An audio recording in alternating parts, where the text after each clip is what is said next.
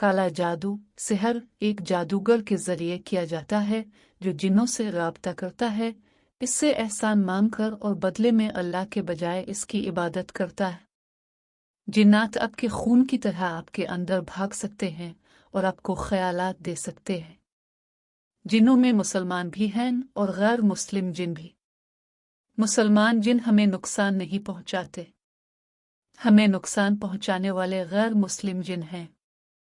जिन्नात हमारी तरह रहते हैं, वो हमारी तरह खाते पीते और शादी करते हैं।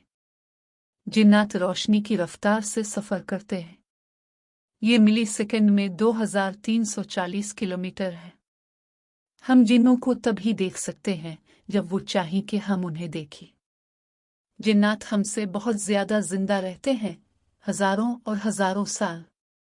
जिन्नों की मुख्तलिफ अक़साम हैं, हर किस्म की एक अलग ताकत और सलाहियत होती है।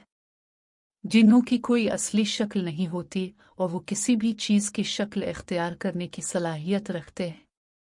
वो कुत्ते और सांपा किसी ऐसी चीज़ की शक्ल इख्तियार करते हैं जो इंसानों को खौफज़दा करती है, हालांकि वो हकीकत में इस तरह नज़र नहीं आते।